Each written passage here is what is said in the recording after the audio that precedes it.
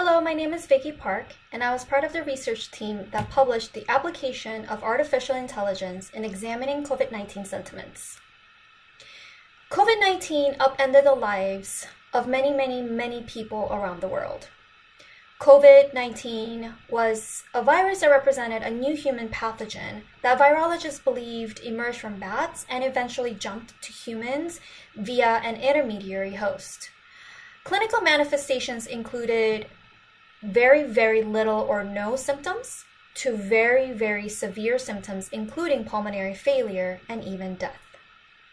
COVID-19 pandemic led to substantial public discussions, and we believe that understanding these discussions could help institutions, governments, and even individuals navigate the pandemic. Despite the importance of understanding public reactions to COVID-19, we saw that there were some gaps in the understanding of these related themes. To address this gap, the study conducted a social network analysis of Twitter to examine social media discussions related to the pandemic. And we had two goals for this study. Number one, it was to provide clarity about online COVID-19 discussion-related themes. And number two, it was to examine sentiments associated with COVID-19. Findings from the study could shed light on unnoticed sentiments and trends related to COVID-19 pandemic, and the results should help guide federal and state agencies, business entities, schools, healthcare facilities, and even individuals to navigate the pandemic a bit more safely. The data source that we used was Twitter. As you all know, Twitter is a microblogging and social network platform where users post and interact with messages called tweets.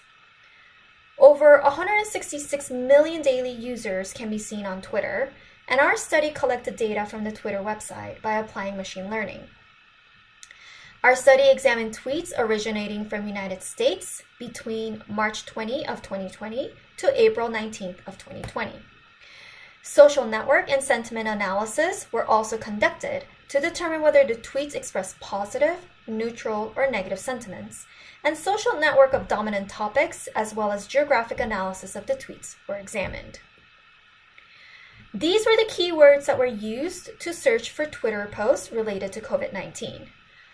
We had words such as coronavirus, COVID, COVID-19, SARS-CoV-2, stay home, lockdown, shelter in place, coronavirus truth, outbreak, pandemic, quarantine, social distancing, hoax, be kind, health heroes, PPE, isolation, homeschooling, school canceled, and online teaching.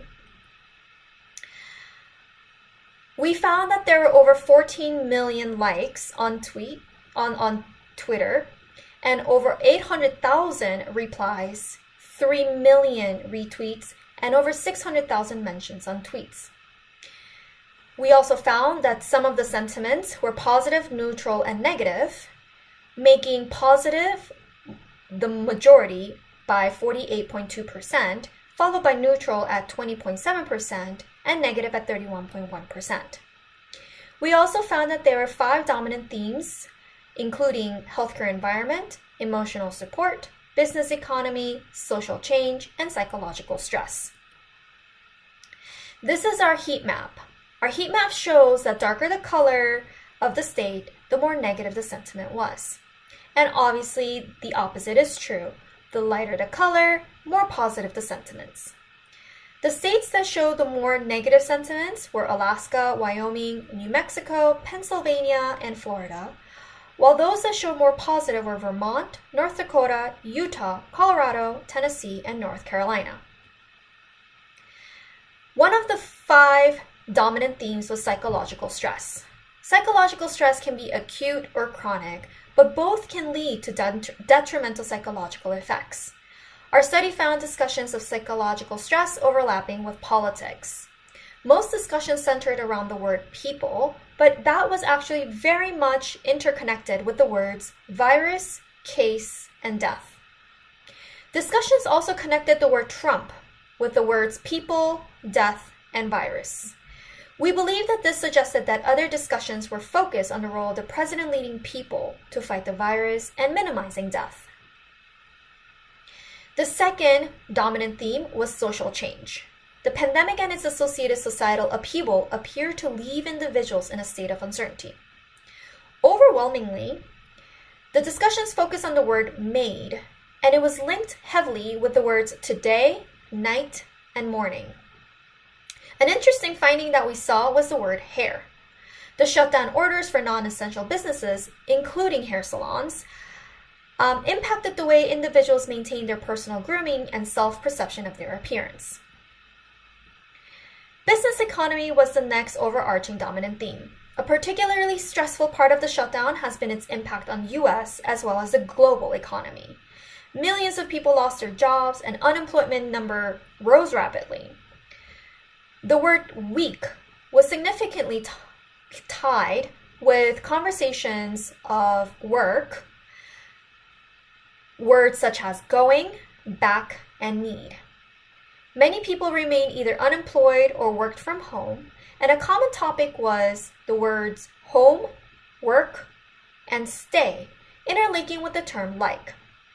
These findings indicated that while discussions overwhelmingly center around the word week and work concerns, not all conversations related to loss of work.